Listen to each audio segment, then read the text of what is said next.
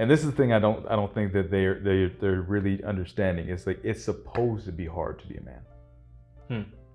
It's supposed to be a challenge. That's how you build men. You don't build. It's just like you don't build men by being soft and taking it easy on them all the time. Boys wrestle, boys fight, boys get into it. We scar ourselves. We get naturally. If you put two boys in a room, they'll fight at some point. Yeah, at some point, somebody's gonna hit somebody in the head with something, right? And maybe somebody's gonna bite somebody. Right. It's gonna happen. It's just naturally how we are. Yeah. It's like, and you're trying to take something that's natural, that's nature, that's innate in us, and tell us, well, that's dangerous. That's the thing that I find is kind of scary. Welcome to the Warrior's Way Home podcast. What's up, guys? Welcome back to the Warrior's Way Home podcast. I'm your boy Travis, here with my co-host Edmund. What's going on, guys? So today we are talking about masculinity, and there's a bit of a war going on masculinity. You know, you and I have talked about it. No, you probably don't like me saying that, but I'm gonna say it. Damn it! I try to control my face. So you're not good at it. You're not good at it. There's a war. There's a war on. I know he hates me saying that, and that's why I say it. But no, there really is a fight going on for masculinity and what masculinity actually means now. You know, you hear a lot about that, you know, there's a war on masculinity, but you also hear a lot about, you know, masculinity and all these toxic traits and how it needs to, you know, change and shift. The funny part that I've noticed is, I don't know if you've noticed this, a lot of the conversation about what masculinity is today doesn't seem to be coming from a lot of men. It's true.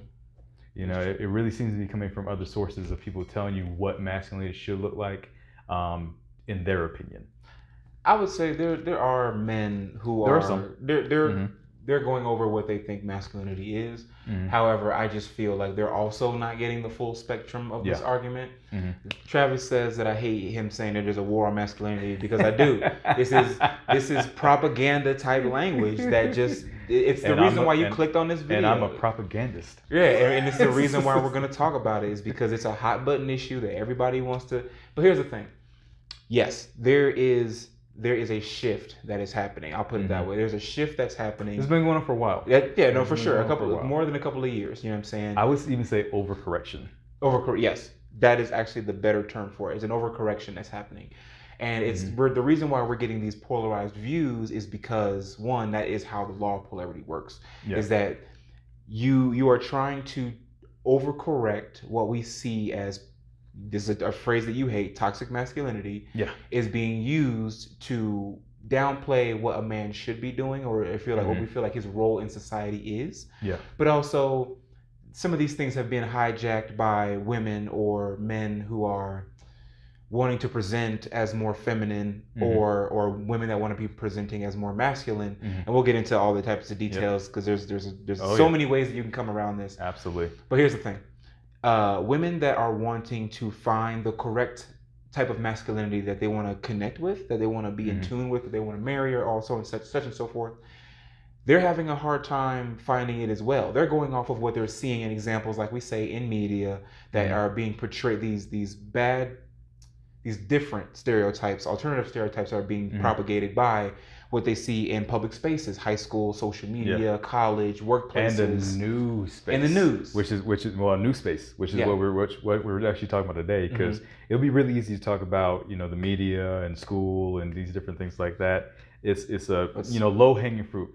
But the big thing, the shift, what prompted this conversation that we're having is I started doing some I started running across some different articles and different people was talking about it. I think it was actually Jordan Peterson brought it up first. When I heard him talk about it, I was like, that's really, you know, is that really a thing? And then the more research I did into it, I started really realizing that not just news, social media, different things like that are trying to redefine masculinity, but even psychology now is starting to try and redefine masculinity. And it's not, from what I'm seeing from my research, and I'm not a psychologist or anything like that, you know, your boy went to a trade school, so so take that with a grain of salt.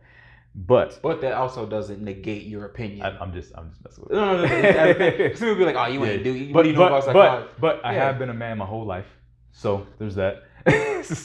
But from what I'm seeing, the way they're trying to redefine masculinity and trying to use some of these traditional terms that, you know, men, we almost kind of took pride in being, and almost counter them for men and boys, saying that these are more traits that honestly we should kind of shy away from and be more, I wouldn't even say ashamed of, but that you should be something you watch out for now. Hey guys, quick interruption to the episode. Let me tell you about the 8 Inner Gates, our personal growth and self-mastery course that's been showing men just like you how to get unstuck and take their life, relationships, career, or even business to the next level. The same principles that have helped us to find purpose, overcome depression, command respect, dominate in our careers, and become honorable men, we're now sharing with our brothers. So if you want more of this life, you know you're capable of achieving more of this life, and you're tired of just drifting through it, click down in the description of the episode or in the pinned comment and gain access to the first 2 lessons in the course, completely free on us. Click now and begin unlocking the gates blocking your success. Is what they're trying to say in psychology. So the article was actually this has actually been in a psychological journal. They did a whole spill on it, but not just in a psychological document, but they're actually starting to bring it and teach it to psychologists in college, teaching them these things. These are some of the, not just talking points, but pieces they're putting into the curriculum for psychologists dealing with men and boys moving forward. Which that part for me is where it gets pretty dangerous, because some of the lingo where they're talking about some of the things that they're saying to watch out for and be careful of when you're dealing with men, and how these are some of these traits that are less desirable in men are some of these traits. So we're looking at strength, assertiveness, leadership, compassion, courage, and courage, and like I said, assertiveness. And you know, for me, I'm like, how are any of those things that are, you know, less desirable in men, if you're really looking at what men use them for until up to this point? You know, so that's one of those big issues. So I wanted to kind of, you know, we wanted to kind of dig into that, because, you know, as you and I started talking, you were like, I didn't even know they were doing this. Like, I didn't know either until I started reading it. Right. And the more I got into it, I was like, what are they? They're picking out these certain traits that really just make men, or have always kind of made men, that aren't necessarily what I would call, you know, necessarily bad. You know, quote unquote bad or negative. Well, I guess would be a better way of putting it. So let me interject with this. Okay. I love words, right? I love being able to twist the meaning of something, just because language is flexible. You know what I'm saying? We, especially in America, we have like 2 or 3 definitions for the same word. I thought you were gonna say fluid. I was like, if you say fucking fluid, I'm out here. Language is like, fluid. Fuck, I'm sorry.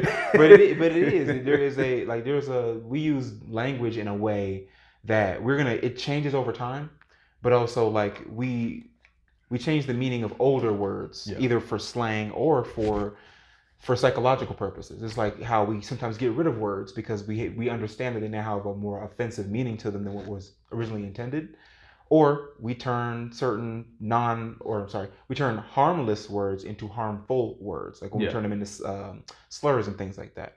But when it comes masculine. to this, so the thing that I'm trying to reach at for this is that these words, it depends on how you're using them. If you see that they're presenting, it's easy to say, oh, he thinks he has courage because he hits women. Hitting women doesn't take courage.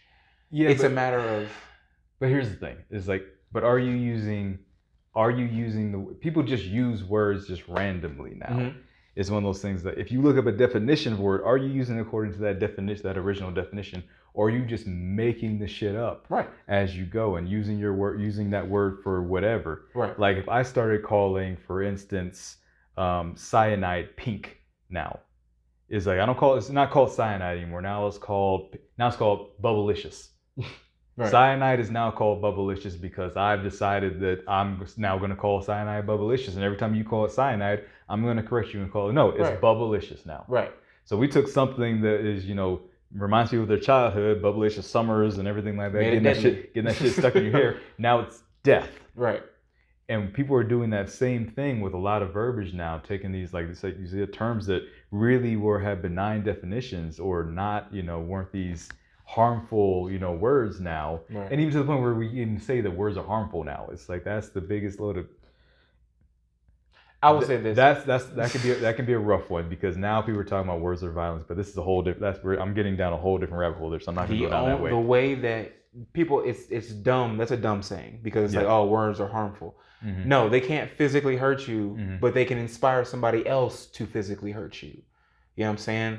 It's because it's about how are you presenting this. People give speeches all the time, whether it's Martin Luther King or Hitler. Yeah. They both inspired people to do things. And sometimes it resulted in the physical violence towards others. The pen is mightier than the sword in the thing that it will give you inspiration to pick up the sword. But inspiration isn't a choice. Yes. It's like what inspires you? It's like because I could say something completely.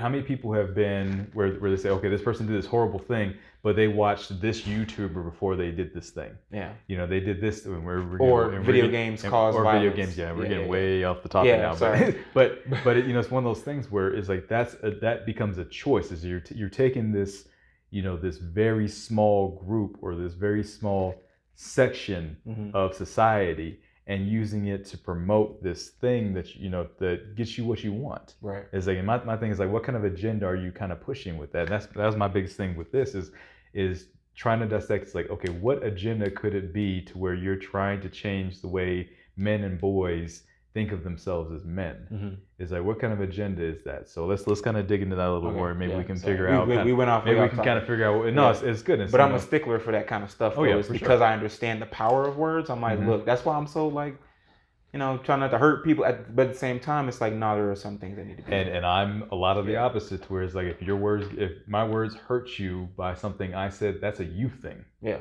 That's true. That's both are true. It's like, it's like my words literally can't physically hurt you. If you get hurt by, it's like, I'm sorry how you took that. I'm not sorry for what I said.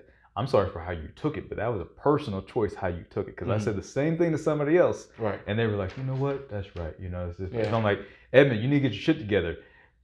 One Edmund might be and start crying. The other one's like, yeah, you're right. I do need to get my shit together. It's all in how you take it, right? So that's the biggest thing. It's like, and honestly, I think that's the thing now, to where we just can't take anything anymore. It's like our shoulders have gotten very narrow and our backs have gotten very weak in society now, to where we can't seem to take any kind of criticism or if it's constructive. Yeah, any kind of criticism or any kind of thing that's more along the not a positive thing, not you reinforcing me as an individual, is seen as you attacking me now. And that is the biggest load of bullshit ever. Right. Is that because then you're not going to grow as an individual. You're going to keep being that same lackluster person that you've been. Right. You're not going to change. Fair enough. So one of the things I wanted to bring up was the reason why they say that they're kind of starting to look at changing some of the ways they approach men and boys as far as masculinity goes, and trying to teach it in a I don't see anything wrong with teaching something in a different way. My thing is like when you completely decide you want to change this thing and make it seem like it's this harmful, dangerous thing when it really hasn't proven that to be, where the data just doesn't show it. So one of the things that they're saying is the stereotypes is what they're talking about, the stereotypes of masculinity and what that means to men and boys and what it's kind of turning them into. And the thing they're talking about is how stressful and how it strains them, how it strains men and boys trying to live up to these masculinity standards, whether it be being strong or being courageous, or being even having that aggression side to you, or having the what was the other word, the compassion, assertiveness, the assertiveness, strength. It's having that assertiveness. It's like how trying to live up to these standards is actually hurting men and boys. Trying to live up to these standards, because these are standards that have been promoted over time. I think they used a phrase. It's in the notes a little bit down. Gender role strain is what they're talking about. Is what they're calling it. So gender role strain, the way they describe it, is mostly where you're looking at how you're putting a strain on men and boys trying to live up to these supposedly unsustainable standards of being strong, not being weak. You know, not even the compassion thing, but having, you know, the assertiveness with people and individuals in your environment, living in an assertive kind of way, not just being, in my mind, not just being kind of walked over, because that's kind of how I see being assertive. It's like you being assertive is being your own advocate for me. That's how I see it. You know, not letting somebody walk over you. If somebody does something to you that you don't like, you bring it up. You don't just sit there quietly and be like, well, I guess that's the way it is. No, you bring this up. If it's something you don't like, address it. It's like, that's the assertiveness part of yourself. It's like, so having that being said, I don't understand how, for me, and maybe, you know, you see something different in this piece, maybe I'm missing a piece of it. I don't see how that can be a strain for men and boys living up to a standard like that. To either you have somebody who's not assertive, or being assertive can be a struggle or a strain to you. That part I don't understand. So I do have an opinion about this. I'm good. So you're thinking about it from what I see, from my perspective. You're thinking about it as a term for, like, not necessarily overall, but there are certain aspects where it should be a given.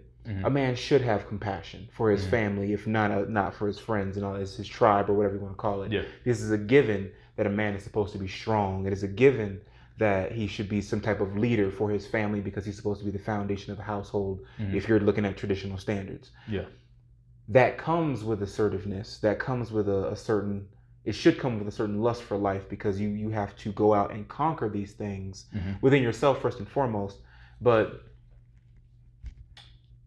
what we want isn't the same as what everybody else wants. You know what I'm saying? Even within our own groups, we have different definitions of manhood, though we can come together and speak on these things. But what I'm hoping that they're trying to bring to people's attention is that not every man wants the same thing. But the way that they're going about it feels a bit pushy, because this is what I'm seeing. Yeah. We're going to teach you that leadership, assertiveness, courage, and all these other things can be potentially dangerous. And if you choose to be a coward, if you choose to be passive and not assertive, if you choose to be a follower instead of a leader, these are the things to look out for that can be dominating, that can be harmful to you if you choose to not go this path. I think this is, as a curriculum, I don't know necessarily about gender role strain. That's a whole new term for me. But from what I could see is that you are maybe hopefully trying to teach people that there are different versions of masculinity that don't have to be at the forefront of everything. You can be a follower and still be masculine. You can be courageous but still be passive. But to teach these things as these are just bad things that you should be looking out for in whatever man is around you to be like a threat, that's the issue. But if you're teaching them from a space of, this is what we consider, since everybody wants a definition for everything, these are the things that we consider to be masculine. This is the pros and cons of each one of these. That's a good way to go about it. But if you're just saying this is what toxic masculinity consists of, how can compassion be toxic? Unless you're having compassion for somebody who's like, all women should shut up and be subservient and all this stuff, and then you only have compassion for other men who are of similar status to you. That is toxic. That is the wrong way to teach that. But if you're just saying, this is what masculinity is, since we're all searching for definitions, if this is what masculinity is, fine. But this is the way that you need to go about at each one of these points and say, okay, this is what consists of masculinity. Fine. But that's everybody trying to put something in the box. And and it's wild. So do me a favor. This first part, do you mind reading that for us so we can get a view of actually, because it's one thing to take my words for it and everything like that, but to actually see what they said in their own document, that's the key part. So rationale. Clinician awareness of one's stereotypes and biases against boys and men is a critical dimension of multicultural competence. Understanding the socially constructed nature of masculinity and how it affects boys and men. I get that. You are trying to, which makes sense. Yeah. It's like, so if you just read that part, you'd be like, okay, I kind of I rock with you. Things have changed quite a bit. We're not all out here working in mines and doing these different hard jobs. So a lot of guys work in offices or do different things. There are guys who are nannies. There are guys who are hairstylists. All these different things like that. So masculinity starts to make a shift when all guys aren't kind of living the same kind of life that they were in the past. So if you just read that part, it sounds pretty benign. Right. And a lot of times that's where they do. But if you read the next part, that's where it starts to get pretty interesting. So for gender role strain, let me take a look here. So the first term they use that I found was gender role strain. Yeah. And I have never heard that term before in my life. So gender role strain is the psychological situation in which gender role demands have negative consequences on the individual or others. The negative effects of gender role strain are mental and physical health problems for the individual within relationships. Boys and men experience gender role strain when they A, deviate from or violate gender role norms of masculinity, B, try to meet or fail to meet norms of masculinity, or C, experience discrepancies between real and ideal self concepts based on gender roles and stereotypes. There are other examples, but it's a lot. So yeah. But here's the thing. This would be good for men who grew up without fathers.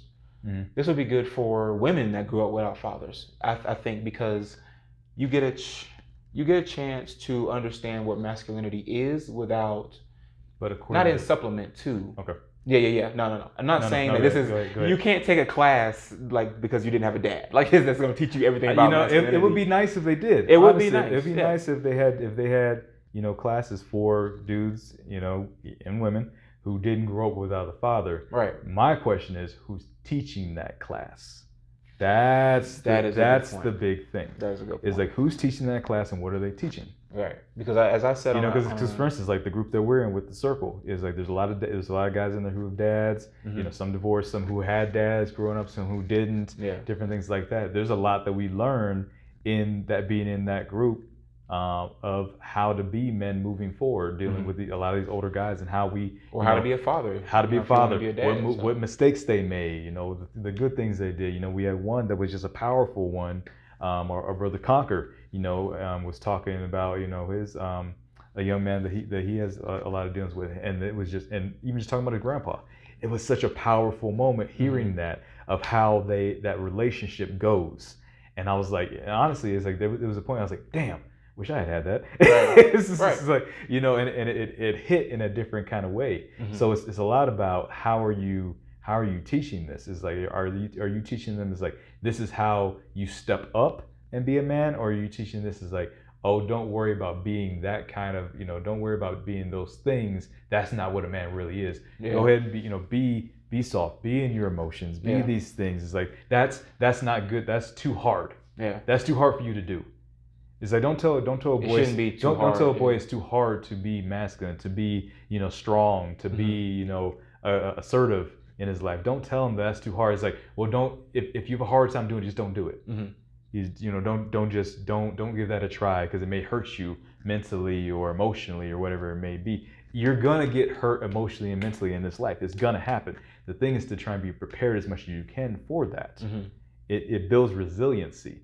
This, I don't think, is actually building resiliency. That's the thing. No, this feels like, at keeping best, you from getting hurt. A tutorial. It's at best, it's telling you, if you maybe they should have handed this out, when you were born, or like before you came down into this existence, they handed you a manual and said, hey, this is what it's like to be a boy, this is what it's like to be a girl, you choose, we'll work out the rest. You know what I'm saying? Like, that would have been There'd be easier. A lot less boys. There'd be a lot less boys. Because here's the thing.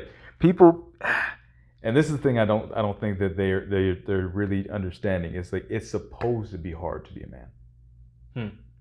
It's supposed to be a challenge. That's how you build men.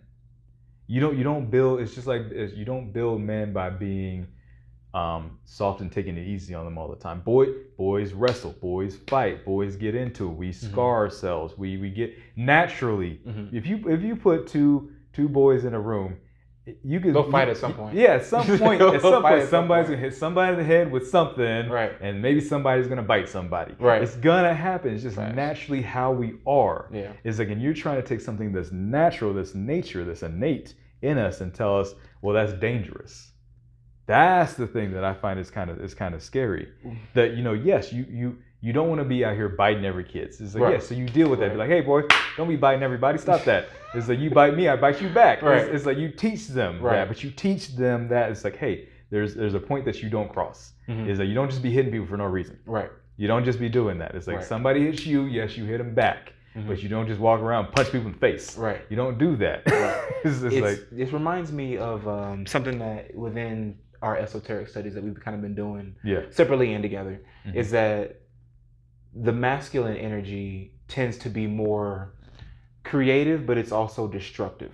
You know what I'm saying? Like, or if you want to think about it as men and women on that black and white, women create, men destroy. Especially because you can go back and say, like, what wars have been started by women? Probably none. Probably over a woman. Yes. Over a woman, but that's not the same. A man chose to go to war because of that woman, because of whatever she was doing. The face that launched 1,000 ships. You know what I'm saying? But when you think about it in black and white terms like that, then you think a man is supposed to be fighting, destructive, burn everything, conquering things. It has its place. But it shouldn't be. That shouldn't be the starting line. That shouldn't be the idol. That shouldn't be the goal of, I need to bring woe to my enemies and fucking conquer everything. You need to conquer yourself. First and foremost, masculinity is about self-mastery.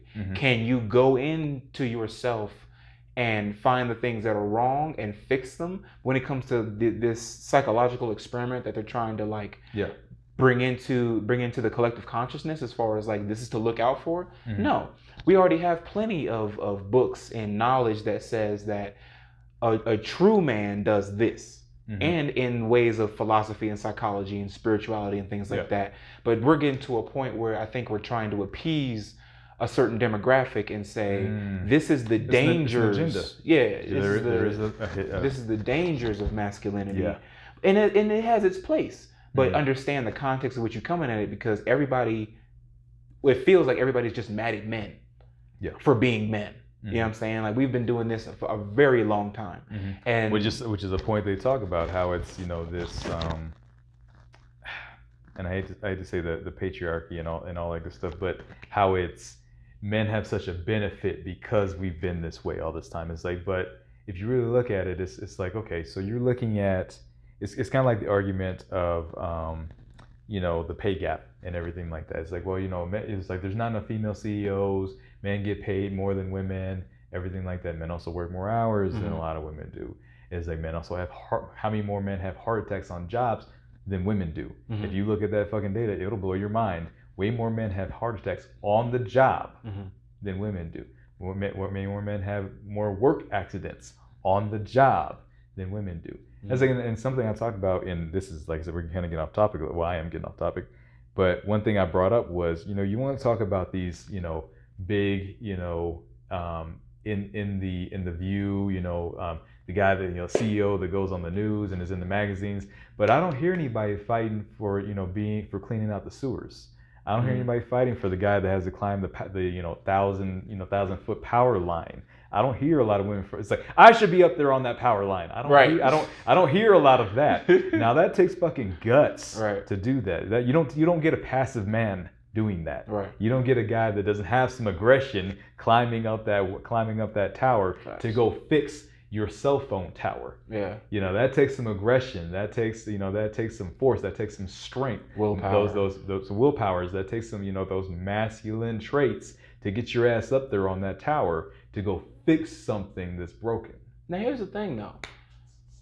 These are traits everybody can have. These are traits that anybody can. And that's the other thing. It's like, because they talk about how it's toxic for men and we have too much of this, but these are also things that promoting women have, which is the funny part. Be assertive. Be strong, bad bitch, da da da. Have compassion. It's like leadership. He's like, don't take that shit. You tell them, da da da. It's like, so you're promoting this to one group and telling another group to stop that. But you know what? It's out of a sense of anything you can do, I can do better. I think that is actually good for society. I think you should, as a woman, you should want to have the strength, not the like physical strength. If that's what you want to do, because like female bodybuilders and all that shit and powerlifters do that.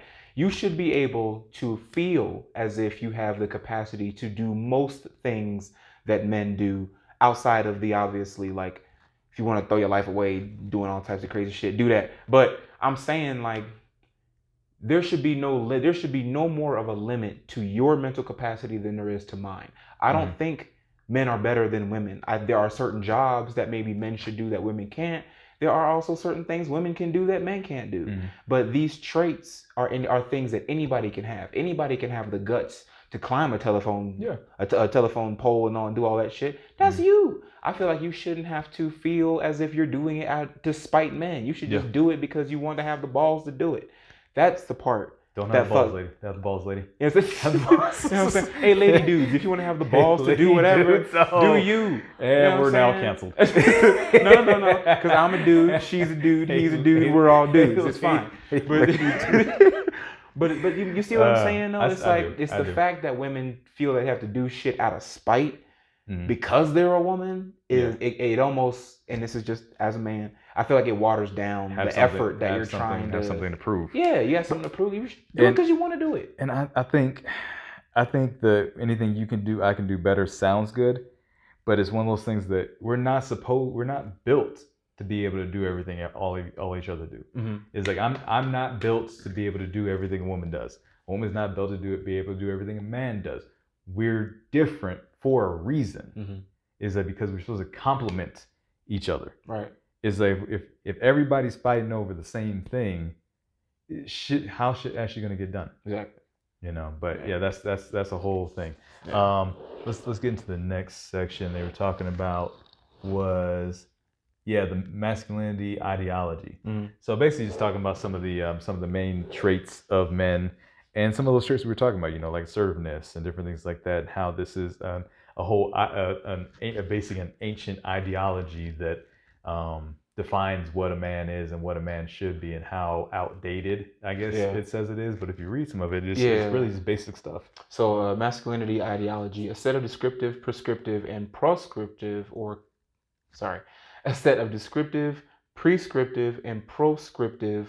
cognitions about boys and men. There's a lot to be doing.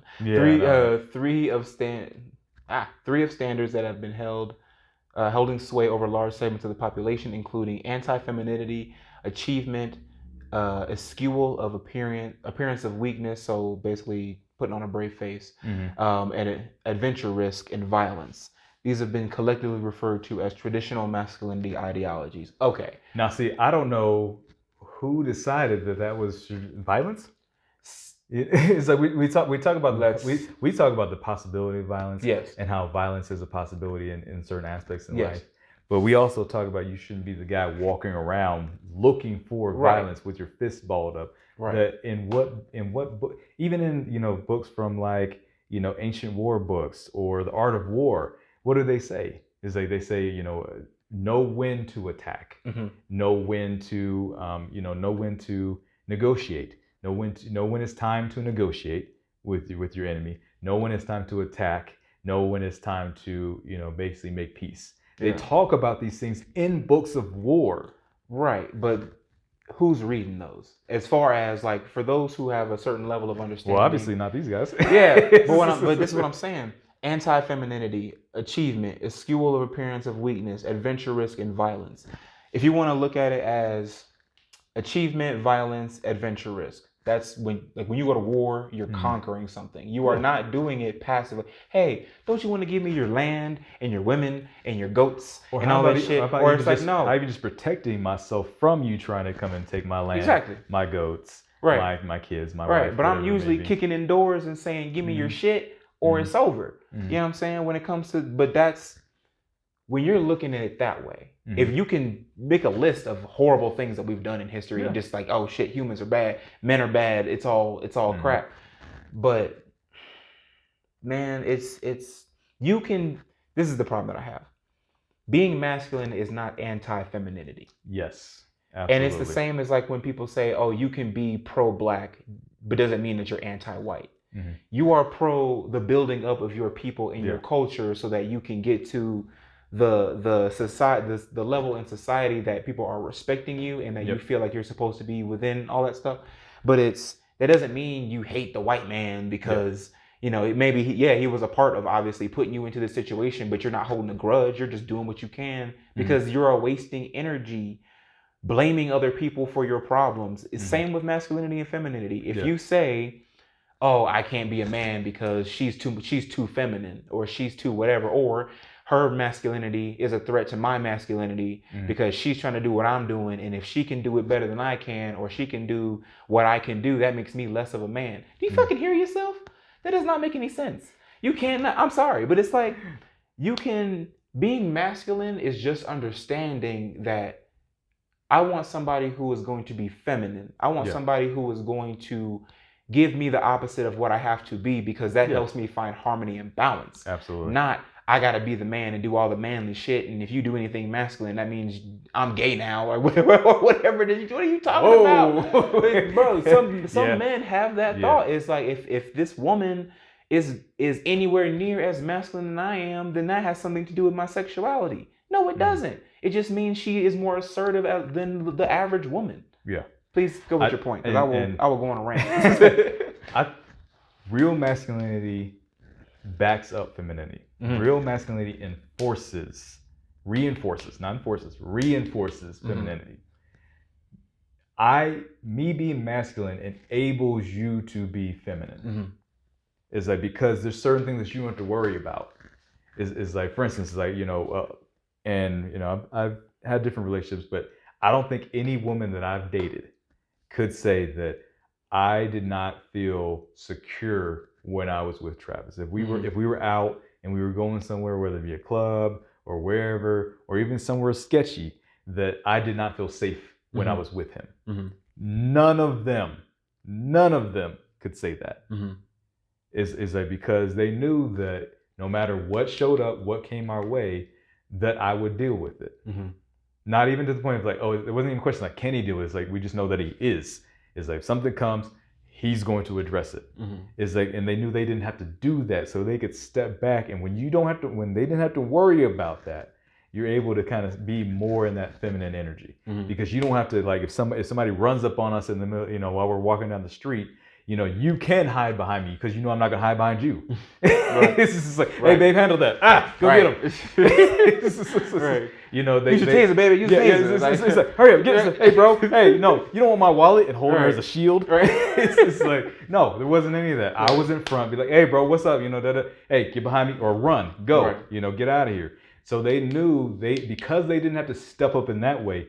They didn't have to worry about putting on that armor and being like, walking around with their head on a swivel. They could be, more, look at that. Oh yeah, that looks cool. They could actually more enjoy being out and being around, because they didn't worry about their safety. Now, when they're on their own, yes, you got to keep your head on. I would tell them, it's like, hey, you're going on your own. Keep your head on a swivel. Make sure you're paying attention, because when you're not with me, that becomes your job at that point. But when I'm with you, you don't have to worry about that. I got it. Yes, I want you to still keep your eyes open, because if somebody's going over behind us and I don't see it, you should say something. I thought you saw it. No, say something. But when you're with me, you don't have to worry about that as much. Not nearly as much. You went from 100% to worry about it to maybe you got a 10%. Just keep an eye out on my blind spot. I think as you were saying that, as you were explaining that, I think that's why I was so pumped to try to teach my wife martial arts. She doesn't she's not into it as much as I am. She has like her favorite moments of certain sports. But when we first got together, I thought it was cool that I had somebody to teach. Like, it's like the self-defense aspect of certain stuffs, because I couldn't do that with previous women. I have not been able to do that with hardly any of the women that I've been with. So now she's getting like I want to just pump the knowledge into her. You know what I'm saying? I was like, baby, this is how you use elbows. This is where you should punch on the face. Go for the eyes. You know what I'm saying? Like, this is how you crush somebody's throat. Like, and I'm like, I don't want to do that. It's messy. But this is how you snatch out a heart. Hey. Yeah, you can't she had a bad day. You can take it too far sometimes. She had a bad day the other day, and I held mitts for her, and to see like her use force. You know what I'm saying? Like, because to me, like, being in the arts for so long, body dynamics has become something of like a guilty pleasure. Like, the way You can see somebody, you think they look weak, and then they put their body into a certain motion, and you get to feel the power that is just hidden in there. Yeah. I was like, no, my wife is strong, and like I'm lucky she don't want to be into this shit. Late, baby. But that's fun to me. You know what I'm saying? Yeah. So it's like now I get to increase my masculinity by showing her how she can protect herself, and now I feel better knowing that I did what I was supposed to do. And if she's ever in a situation by herself, now hopefully she knows how to protect herself, and she can say, my husband did that. My husband taught me how to rip your eyeballs out and shove them in your pocket. You know what I'm saying? It's like, but to me that's a masculine thing that I want. I want to be able to do that. Now, if a woman wants to be able to teach her man the same shit because she's a UFC fighter or something and he don't know nothing, that should be a right. It doesn't matter where the knowledge is coming from as long as you have it when you need it. Yeah. And when it comes to expressing masculinity, learning masculinity, you should be open to all avenues of who is teaching you these things, but take everything with a grain of salt. Because if you're learning masculine traits from a woman, it's not going to hit the same way as when you're learning it from another man. Even if that man is not who he portrays himself to be. Sometimes it's just the face of where the knowledge is coming from that people will identify with more than the actual message itself. Yep. Like I said in a previous podcast, you know, my parents were separated when I was very young.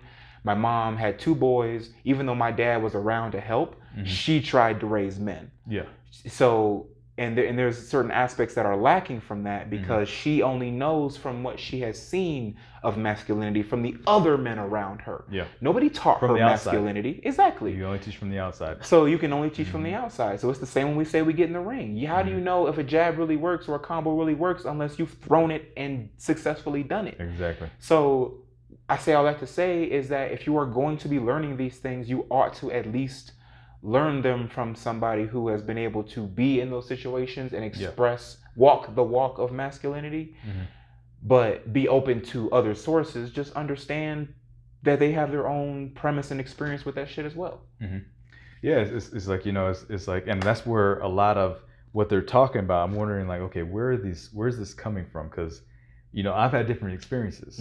You know, it's like, so when they talk about like aggression and violence, is like as this, you know, this terrible thing, and it can be used. Anything can be used to. It's like electricity can be used to light this room, or it can be used to execute you. It's like it all depends on how you use it. It's like I've seen violence go, you know, be very, you know, very rough, terrible, ugly thing. I've seen that. You know, I wouldn't say the worst of society because other people have seen that, but I've seen some messed up stuff. But I've also seen people using violence to protect people that they care about, people who can't protect themselves. Right. I've used violence to protect the other people who can't protect themselves. Right. You know, so seeing that and use that aggression and that assertiveness, I've used those things and I've literally used them in my own life in a way where to defend somebody who couldn't defend themselves in that same situation. If you'd taken me out and put them in, you wouldn't have got the same result. You know, it's like they would have been in major problems. Right. But a lot of times, just me being assertive, just me being willing to engage and be more aggressive, the violence didn't even come because of that. Right. Because you know, it's like I'm willing to get violent with you if it's necessary. Right. It's like, and they realize that they don't want that situation. It's like, but if you're not able to show that aggression, show that assertiveness, a lot of times violence might just find you because they know they can. It's like a lot of guys, you know, and there are guys who beat women who will not fight another man. For sure. Because they know that it's like, oh, I can enact violence on this woman because, you know, the whatever, she's weaker than me or whatever it may be, but won't do that with another man any day of the week because they know the consequences of that action. Right. Now, and it all sounds good with the whole violence and aggression and assertiveness and everything like that, but the minute something actually pops off in this world, like if war broke out right now, who are you looking for? You're not looking for the soft guy that knows how to, you know, talk and, you're not looking and to the everything women like that. Yeah, a lot of times you're not looking. Is like perfect example. It's like, you know, you see some of these videos where, you know, where, you know, people are having a conversation and everything like that, and then all of a sudden violence pops off, and you see the group of men how they react and the group of women how they react. I'm not saying this is all the time, but they react in very different ways, and a lot of times, and you see those women back away from what's happening, and you see a lot of times if they're, you know, really guys who are on it, they start to move a little bit more towards what's happening and find out what's going on, ready to engage. It's like there's a big difference dynamic. Now, before then, they could be like, oh, we're equals until that shit pops off. Right. And then you figure out that people go back to kind of almost their base roles in a lot of ways. Right. You know, even women who can fight in a lot of times don't necessarily want to fight, like say, you know, you and your wife, even if she can throw an amazing cross and uppercut and everything like that, some dude jumps out and tries to rob you guys. I'm not expecting her to do it. You know, you're not expecting her to do it, and she's expecting you to do it. Right. She's not gonna be like, I got this, babe, watch out. Sensei, go.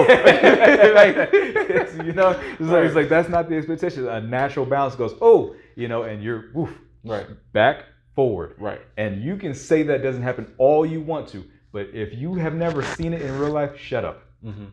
Just shut up. It's like if you've never seen this actually play out in real life and these dynamics play out in real life, then you shouldn't be fucking talking. Yeah. In my mind. You're talking about some shit that you don't know about. You're talking about something that's in a book, something that, you know, sounds good when you talk about it on this, you know, level with, you know, words that a lot of people can't even fucking pronounce. That you need a dictionary to find out, you know, terms that we haven't even heard of ever. What was it? Prostructive? Yeah, so you know, so that first time I ever heard that word. But you know, but it's very easy talking about this thing on this intellectual, you know, ethereal level. But in the base reality with things, even to the destructive thing, is like to take a tree and turn it into a house. What has to happen? Cut it down. You got to cut the tree down. You got to strip the bark. You got to cut it up into pieces. You got to create boards with it, and then you take the boards to the house, and you got to cut the boards to fit what you need. How much of that is destructive? Right. But what are you creating? Right. So you can call something destructive all you want to. But what is it destructive for? You have to break something down first. Is it destructive like a bomb blowing up? Or is it destructive like you cutting down that tree to go make a house? Absolutely. There was actually a quote that I was thinking of when you were saying that is, it wasn't a quote. It was more like something that can be, I think is a good example of what masculinity kind of is, or rather, what's the word I'm looking for? Analogy. Okay. It's a good analogy for masculinity. Carry a big stick and speak softly. Yes. You know, you don't have to yell because you have a giant stick with you. You don't need to be swinging it around, or you don't need to be trying to get people's attention because you clearly have the tools that you need to be able to do something. You speak softly out of respect. Yeah. You know what I'm saying? Just because you have the big stick doesn't mean that you need to be all posturing and that's the toxic masculinity, or rather that's the toxic. That's the negative connotations that are being added to masculinity. But to have the trying to be associated with masculinity. Trying to be associated with masculinity. But to have the composure, that is the perfect encapsulation to me of masculinity. Is you have the composure and the self-control to speak softly. Hey, how are you? How's your day going? But to know that if you get active, I got this stick waiting. And that's it. We shouldn't even have to have this conversation to this point. You know, where we're going on 40 minutes to try to get our point across about what masculinity is. It's not a feeling.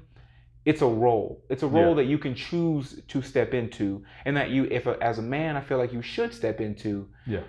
But maybe that's a default. Maybe that's just how we've been raised, is that a man should be masculine. But we didn't say alpha. We didn't say toxic. We didn't say go out there and beat everybody over the head with something and claim you're the best. We just said understand what your role is. Try to understand all the aspects of that, and then move accordingly. Alex Tremosi, a guy I listened to on YouTube and Instagram, he had it just put perfectly. I actually want to put it on a t-shirt. Do no harm, take no shit. Facts. Do no harm, but take no shit. Right. It's like you're not out here trying to beat the whole world. Like you said, I think speak softly and take it and carry a big stick. I love that shit so much. It's like it's a controlled fury. We talked about this before. It's like walk in the world with an open hand, but be willing and able to ball that up and deliver maximum destruction when necessary. And the biggest part of a man, I think, one big lesson I think as a man is learning when it's necessary.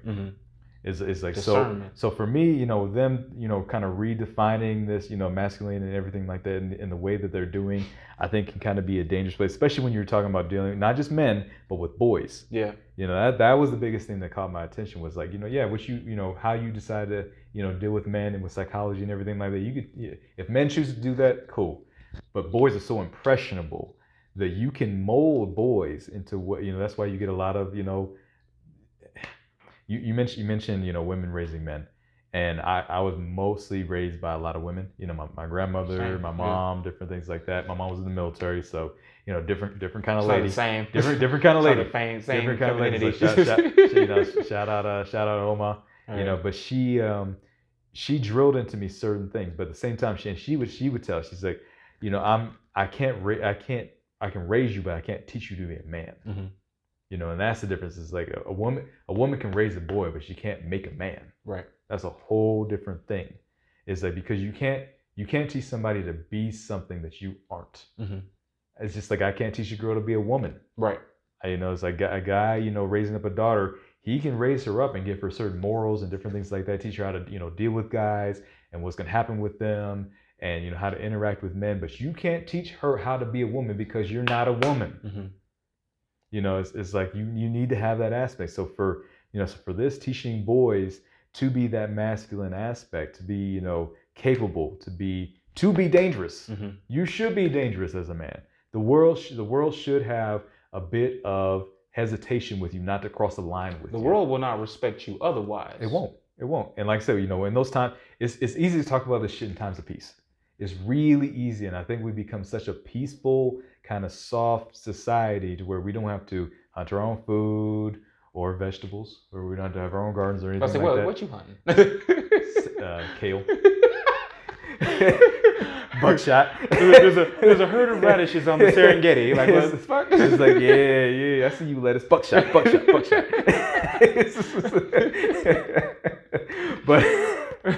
But yeah, it's like, but we become so soft and complacent in a lot of ways that we don't worry about. You know, nobody really walks. You know, people, when violence does happen, when they walk outside their house or out in the world, they're actually surprised. Mm-hmm.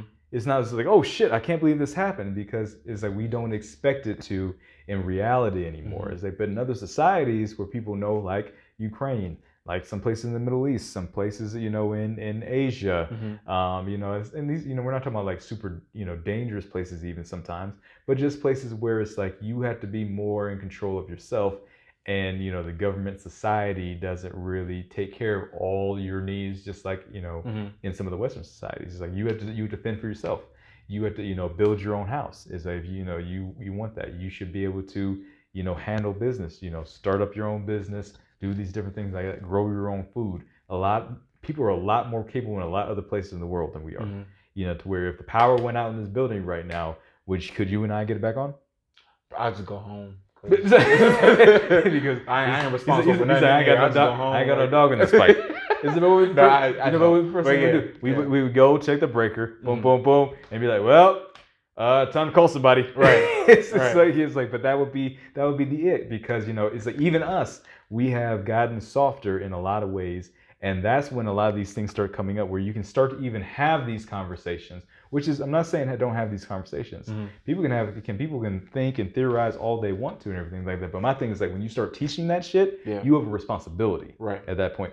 My thing is, what kind of men are you trying to build with what you're talking about right now? Yeah. Are you trying to build, you know, capable men, or are you trying to build men that you can control? Here's the thing. This is the last thing I'll say about this. Is you mentioned that, like, we're kind of in times of peace. I don't feel that way. I don't feel like we're in peace because we have school shootings and grocery stores, and people are literally taking out children. Mm-hmm. Now, human trafficking, of course, is a big thing in the States as well. But these are all things that kind of happen either too often, where people are numb to it, or it happens underground, so it's not immediately in your face. Mm-hmm. However, you start teaching these types of things to certain people, and they find themselves in these situations where somebody is trying to kidnap a child, or somebody is bringing a gun to school. You then have now deactivated a lot of resources that, if you would have taught them properly how to present themselves, or at least defend those who are weaker than them, they now have no desire to do that. because you've kind of taken their teeth away. Yeah. Because you've told them that leadership, assertiveness, courage, because these all for the school shootings that happened where police don't go in, they don't do anything. These are still qualities that we expect from law enforcement if nobody else in society is courage, assertiveness, leadership, military, strength, compassion, firefighters. Yeah, like you want these things because these are the ones that are coming to get you if there's a problem. Yeah. So, or at least the ones that you want. And if they don't have those as a job, then you hope that you live in somewhere that people have that fire within them to help you if you're in trouble, especially if they know you. Yeah. So passiveness will not have you run into a burning building. No. It's just with passiveness, and I'm saying this and I'm passionate about it because I used to be very passive. Yeah. You know what I'm saying? Like I knew people wouldn't come to me for certain stuff. So then I became that type of person that they would come to, even if that's exhausting to me to be everybody else's rock. I'd rather you be coming to me than I'm not being able to offer you anything at all. Yeah, and the thing is, like, even with this, I honestly think a lot of the problems we have now is because this has been pushed more the last couple of generations than it has before. Because if you look back, let's say 30 years. Before we were born, let's say when our parents were in high school, how many school shootings were there? Way less than what we have now. If any at all. It's like, was that even a thing? Yeah. It's like, people were getting shot. You bring a musket to school. They were still driving. Damn. Oh wow. Wait till third period. I'm a fucking. No, that's terrible. Oh my, he said that. I didn't. She's got that kung fu grip, man. You might want to watch out for it. But yeah, that wasn't a thing. If stuff like that happened, it was such a abnormal thing to see that it was just like, oh shit, what the hell is going on? But a lot of that was because of how we taught men and boys back then. Is like, even I was watching something just the other day about how they had the presidential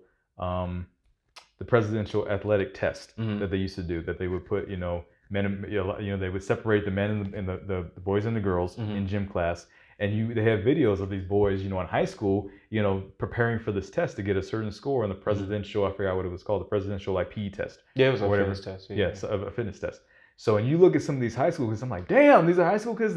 Nowadays they look like soldiers. Yeah. Now that I was, grown men. It's like you took high school kids a high school boy back then and the high school boy now, two drastically different things in a lot of cases.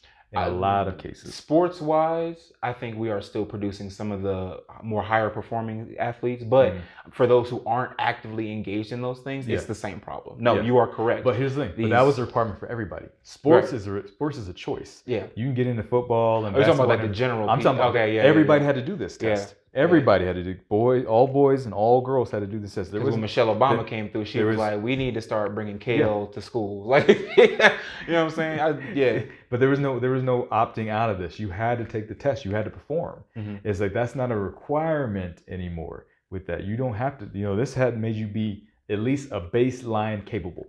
You had to be a baseline capable with this. We don't have those kind of standards anymore to where you had to be a baseline capability anymore as a boy or as a man. In a lot of cases anymore, it's not required.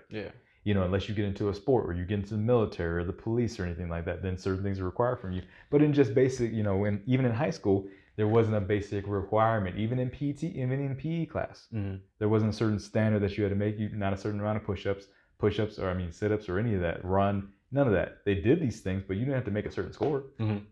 It's like, so a lot of this we've been building.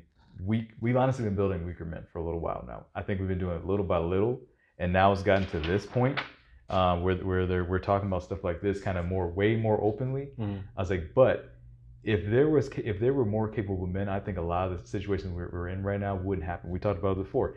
If you made sure that all boys had a baseline of capability, they wouldn't. You probably wouldn't have a lot of school shooters, not even shootings. You probably wouldn't have a lot of those shooters. Because a lot of those guys who do that, which is usually more on the male side, is like, I think there's a few females, but it's mostly males, young males. For sure. If you look into their background, they've been bullied, They probably don't have a lot of assertiveness. Neglect. They may be coming from an abusive background, or they have a passive household to where it's like those things aren't instilled in them. So they're not capable. It's like if you made sure that most of the boys who go through high school and go through school up until the time they get out of high school, once they get into college, this kind of becomes on you. But up until you get out of high school, if you made sure that these guys were capable at least to do certain basic things, capable physically, to build you tough mentally, and these different things like that, you would have a lot less issues going on. And if you had more of those guys living their life, growing up into becoming men, taking these jobs as cops, teachers, principals, these different things like that, they should be afraid to go into a school with a gun. There should be a fear there because you don't know who you're going to encounter. If you walked in and encountered a bunch of, you don't have to be big guys, but just guys who had a certain look to them, who saw you as soon as you came in, they looked you in the eyes when they addressed you, like, hey, what are you here for? Who are you here to see? And I looked you in the eyes the whole time. And you knew that I was paying you attention and you couldn't just get away with whatever the hell you were going to do, that would eliminate a lot of this stuff. That would eliminate a lot of this stuff. So, my thing is like, what kind of men is society trying to build to? What kind of men are like we, really telling guys that we should be? That was my biggest thing. That was my biggest thing with this, getting into this, because when I saw this and what they're talking about, doing with not just men, but, what they're trying to teach boys, I was just like, man, we ain't having that shit. It's like, no, this is ridiculous. There seems to be an agenda here that isn't going to get us to, be building capable, dangerous men. For sure. So let's give them one action step each. How would you? What's actionable from this conversation today? Oh man. So one, I would say it's okay to be dangerous. I'm going to give you full-on permission to be a dangerous, capable man. And what I mean by dangerous isn't necessarily some dude walking around here, like I said, with his fist balled up, looking to fight the world. I'm talking about a man that's capable of doing dangerous, of being dangerous and being destructive in certain cases, being aggressive, and being violent when it's necessary. So for me, what I would say would be figure out a way to start becoming more of a capable man. Find out what your weakness is would be my first thing. Okay, it's like if you're weak, if you know your weakness is your physical or your physicality, go figure out a way to do that. Go start going to the gym. It's like if you're listening to this and you're soft and squishy right now, you need to tighten up physically. Okay, you can be mentally as tough as you want to and everything like that, but if you're soft and squishy and you're not capable, you need to do something about that. So if your weakness is going to be on the physical end, go to the gym. Start working out. If you got to go get a personal trainer, go get a personal trainer. Or go start going to the dojo. Go start learning, jujitsu or any other kickboxing, boxing. Go start learning something that's going to, change your body in a dynamic way. That's gonna toughen you up physically. Change that stuff. Change that part about yourself. A lot of times if you start doing that, it starts changing other pieces of yourself. So I would say first, identify what your weakness is. If you're a tough guy, but you're weak emotionally, you're big, you're buff, you're tough, but everything gets you down, you're depressed, you're doing these things, then you need to address your mental and emotional state. Go do what you need to do with that. And this is the time I would say, if you need to go see a psychologist, go see a psychologist. If you need to go see a therapist, go see a therapist. My caveat would be, if that therapist is telling you that you're this way because you're trying to be more masculine or trying to tap into these things or these different things like that, and that you should be soft and dig into your emotions and it's okay to be emotional. Yes, it's okay to be emotional, but not to be an emotional wreck.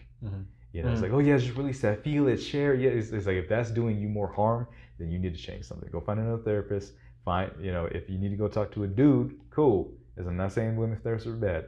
But if you need to go talk to all my therapists have been men. Yeah, but if you need to go talk to somebody, go talk to somebody. You may need to go find a male therapist who's, going to, hold you accountable with these things. Be like, hey, bro, it's like, you just need to get your shit together. It's like, you're depressed because you're not, really going out here in life and getting after it. You need to go get after it. For sure. Find, even if it's just another friend, to tell you who, it's like, dude, I'm just feeling it. It's like, dude, hey, get the fuck up. It's like, look, I get you feeling sad. She dumped you. This happened. Da da da da. Get yourself up. Come on, we're going for a run. What did Bernie Mac say? Quit crying. Do some push up or something. So that would be my advice. Is figure out what your weakness is and start to work on that. Right. Start doing it now. Like I said, if it's physical, start to get more physical. Take action on that. If it's mental or emotional, definitely address that, because that can kind of do more harm than the physical part. Yeah. The only caveat to that is feel free to be a Kung Fu Panda. You can be soft and squishy, but hella effective. I've done it myself. I highly recommend it. Women like squishiness from time to time. A lot of big dudes, but as long as you're active, God damn, man, we can't never agree on something. we can't never agree on just like one full point. We agree on a lot. Just not on that.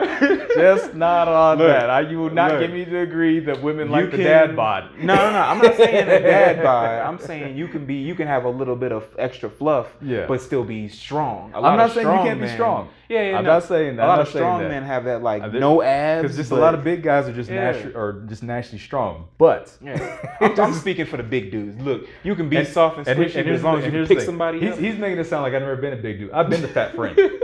Okay, I've been the fat friend. So let's not get it twisted here, sir. I've been the ones like, hey bro, and they do the titty jump. I've been that friend. And you know who you are, and I whooped your ass after that. You saw that the next year. I came back and got you with the But so you know who that was. So I've been the fat friend. So I know what it's like to be the squishy guy. And I can tell you personal experience. You can be strong and squishy, but it's gonna fuck with your head until is that all you got? Right. Is that it for you? Right. Is that you gonna be Kung Fu Panda forever? Right. Or are you capable of more? Right. So as far as my point, Travis spoke on being able to be dangerous, giving you the permission to be dangerous. What I would say is that you need to have, as you're developing your body, you need to develop that discernment, figuring out when it is okay to flip that switch and actually enact that danger and that violence, because when you come into a certain level of power, you know what I'm saying? When you and this is, when I say power, I'm thinking of self-sufficiency. I'm thinking of self-discipline, of when you know you are now capable of a certain level of violence. What should be equally growing with that skill is the ability to figure out, okay, this is the situation for this is the situation for that. I'll be a leader here, I'll be a follower there. You should be growing mentally as you grow physically. So it's the same as what you're saying, but I want to put more emphasis on the awareness. You should be developing a certain level of awareness as you are developing these skills. Like we say with martial arts, man, it's you start with the body, but that progress that you make physically will spread out into other parts of your personality as well. So how you approach to certain people, how you talk to them, how you approach women will change as well. What you think about yourself will definitely change. Your spirituality will change. Just how you genuinely present yourself and move in the world will change. So definitely make sure that you will never grow equally, because we talked about this before, balance versus harmony. You won't grow in every lane equally, but just make sure that you're paying enough attention to all parts of yourself, mentally, spiritually, physically. So how would you say they develop that discernment? What would be a tactic they could use to start to develop that, to figure out when to kind of flip that switch? What would be a way in order to do that? I would say the best way to do that is first observe yourself. To gain that self-awareness, to figure out what your triggers are. It goes back to what you were saying. If you need to go seek help from somebody else, do that. If you need a personal trainer, therapist, psychologist, whatever, make sure that you are getting somebody else's input, but that you are also giving yourself that, and you are what's the best way to put this? Taking self-assessment? You are taking a self-assessment. You are analyzing yourself as you are analyzing all this other information, and ultimately analyzing how you are responding to this new information, because you can get all hopped up on the power trip aspect of it, and then forget to have the control aspect of it. You know what I'm saying? As you gain power, that's it. As you gain power, you should gain control. At the same time. Gotcha. Cool. Yeah, I guess so. This has been, we definitely went a few different directions with this topic for sure. But I think it's something that for me personally, I felt very strongly about this because of the way I kind of grew up and different things like that and the different experiences I had where, I see the way that other guys kind of grew up around me and different things like that who grew up in some similar situations but didn't have some of the same people in their life who like me having senseis in my life was super important. It definitely changed the way I became myself, built myself as a man. It's like in guys who, still, had the mom growing up and different things like that, but didn't have any of that input with like, when I first got bullied, my mom took me straight to the, karate dojo. She's like, you need to learn how to fight. And I'm not going to teach you. He's going to teach you. But guys who didn't have that and seeing the way who we were by the time we grew up, drastically different ends of the spectrum. To where it's like a lot of them didn't come off as capable men, to be honest with you. I'm just going to be honest.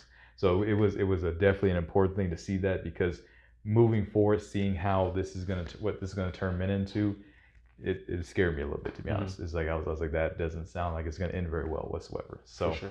But yeah, hopefully you guys got something out of this. I know we dropped a lot of info on you, and we got a little more technical than we usually do in a lot of cases, but I think this was something that's important. I'll definitely link the article at the bottom of the YouTube so you guys can check it out, because we didn't go through the full thing. We just went through pieces of it that seemed relevant.